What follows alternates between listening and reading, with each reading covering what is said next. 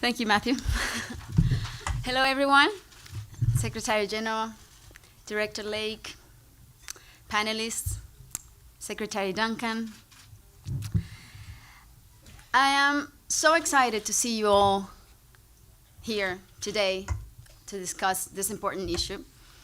So thank you very much for coming.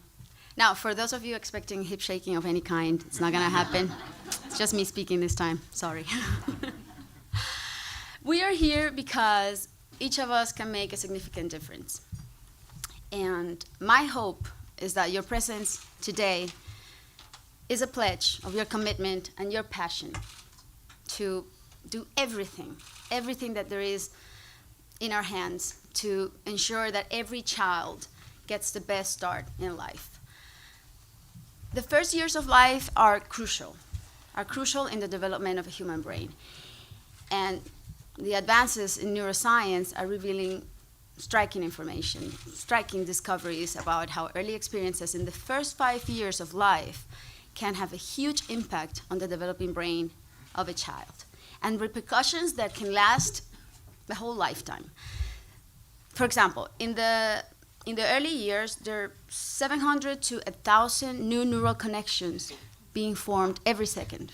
And to me, this information is astonishing. I just delivered a baby 7 months ago, so you can imagine.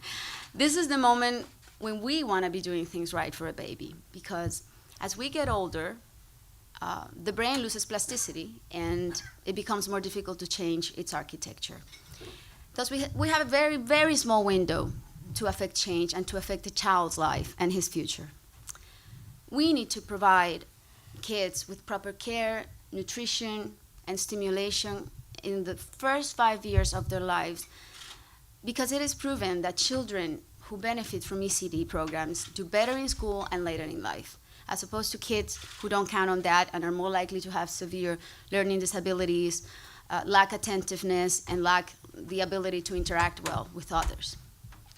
And unfortunately, the disadvantage can be especially drastic when a child is exposed to violence due to war or conflict, because it affects the development of the brain and can cause aggressive behavior later in the adult. And as a person who comes from a country marked by violence and civil and social strife, I've seen this firsthand, because sadly in Colombia, where I come from, like in many other countries in the developing world, if one is born poor, one is destined to die poor. And this lack of social mobility is due in great part to education being perceived as a luxury and not as a birthright. And as a consequence, people don't have access to equal opportunities. And this perpetuates the cycle of poverty and unrest. The good news is that there is an exit strategy, and that is the reason why we're here today, and that's what keeps us here advocating for this cause. In our schools in Colombia, the role of ECD is vital for the kids, especially in order to complete their education successfully. And now I'd like to show you some images that will help illustrate my point. We've worked over the years with my Berfer Foundation in vulnerable places around the world where many live with less than $1 a day. And here are some specific examples in Colombia. This is a typical home in La Playa. This is near my hometown, Barranquilla, where 9,000 kids were out of school when we first arrived. And most of them lived in homes like this one, shacks with tin roofs or cardboard ceilings, and in very precarious conditions. You can see it in the picture. This is the outskirts of Cartagena, an area plagued by gangs and thousands of displaced families without portable water, electricity, or even paved roads. Many of our students had been victims of violence themselves or have lost family members. So you can imagine the obstacles that we had to encounter, that we had to deal with, that range from behavior issues to problems of basic infrastructure to malnourishment, you name it. In order to overcome many of these difficulties, we had to find creative solutions, of course. So we came up with school feeding programs and parents and teacher training and psychosocial support for the kids and community at large. And we were very, very successful. You can imagine what it was like to deal with the many difficulties and the satisfaction after we saw our projects being completed. And you can see it here in the picture. This is the Barranquilla School for 2,000 students. And this is the Cartagena School for 1,800 students. And these are 2 of the 6 schools that we have built in Colombia. We've been able to impact over 60,000 people, 60,000 people, and virtually eliminated malnutrition and child labor, and local gangs disbanded from the area. And we were able to commit the government to do their part by bringing electricity, potable water, and even paving roads. So it has been incredibly, incredibly exciting. And it has been, aside from that, a process of trial and error. It hasn't been a path of roses because we had a hard time at some point, a really hard time, keeping kids in school because they never received adequate care and nutrition and stimulation in the first 5 years of their lives. So that's when we realized that we were getting to these kids too late. And it was then when I was introduced to research on ECD, and we made that a priority, and believe me, that made all the difference in the world. Kids who had access to ECD programs were more school ready, could learn the information better, and today we have virtually no school dropouts. So we started forging public and private alliances and expanded throughout Latin America, building 4 centers in Mexico in partnership with the local government, 13 in Argentina, and 19 in Colombia. Here are the pictures again. You can see, actually very, very pretty centers. Very proud of them. The success stories paint the picture much better than I can. I'd like to talk to you about one of the girls who attends our school, Tanya, who used to attend our schools. Her name was Tanya, her name is Tanya Araque, for example, who entered one of our schools in Soacha, Colombia, at the age of 9. Yeah, she was 9 years old. And she had been previously expelled from school for serious conduct issues. And Tanya was able to rise above her situation and even become an example to many other students. She started her own group and started to help other children to keep them out of trouble. Now she's 19 and at the university, studying to one day become a child psychologist herself. And this is one of many, many, many examples that I could give you of kids who have turned their lives around in our schools. And that is the beauty of investing in education. And that is what keeps me so passionate, because the change is real, and it's immediate, and it's tangible. And even from day one, you start witnessing the impact on the children, their families, and entire communities. So from my personal experience over nearly 20 years working in education, I promise you, I've had the time of my life. I really have.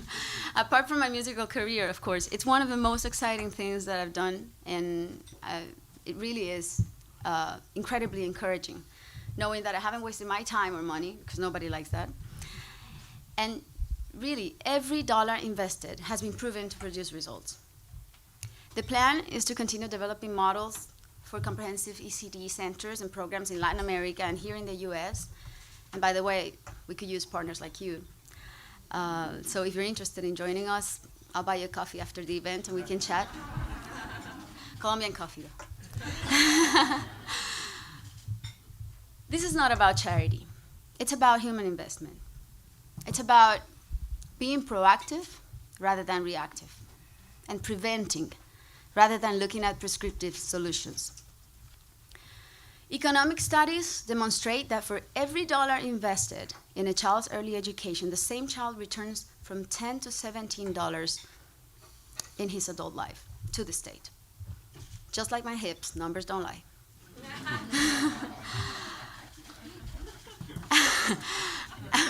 Among those who have done the math is Nobel Prize-winning economist James Heckman, who says that ECD interventions lower the risk of disease, increase the wages of children in their adult lives, and also produce benefits for society that are massive, up to 10% a year either in savings or in revenue.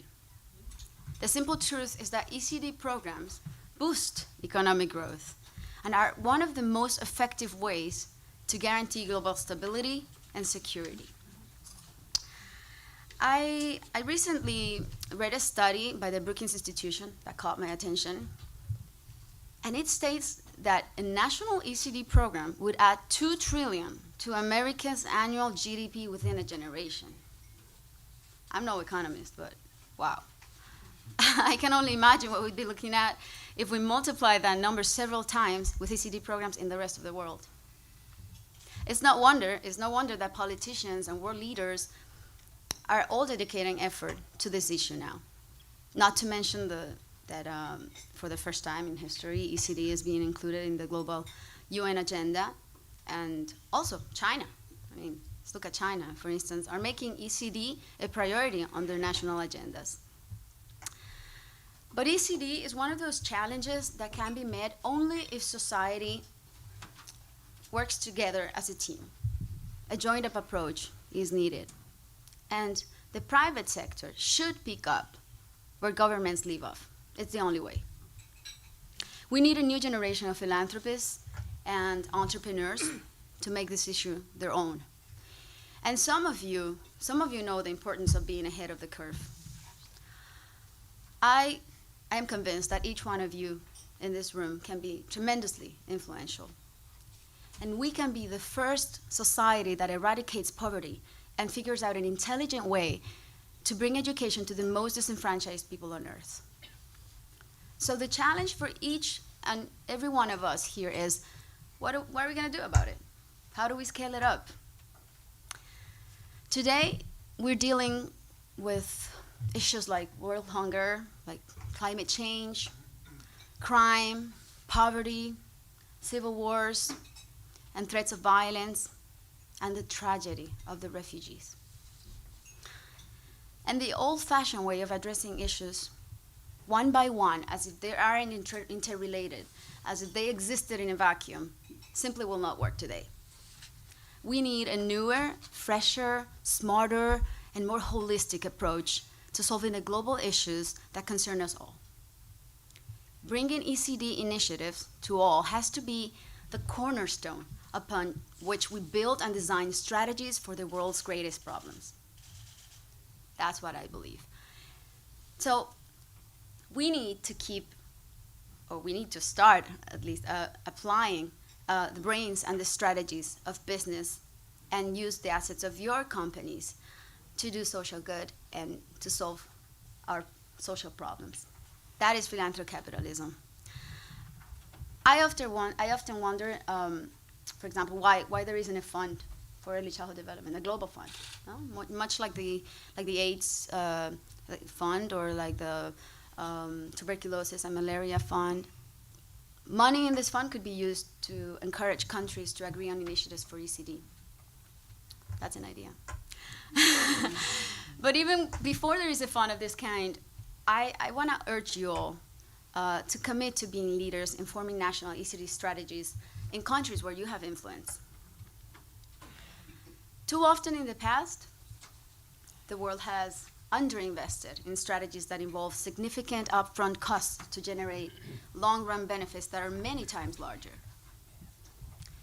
And ECD is the test of whether the world can rise above short-termism to do what is in our best interest in the long run.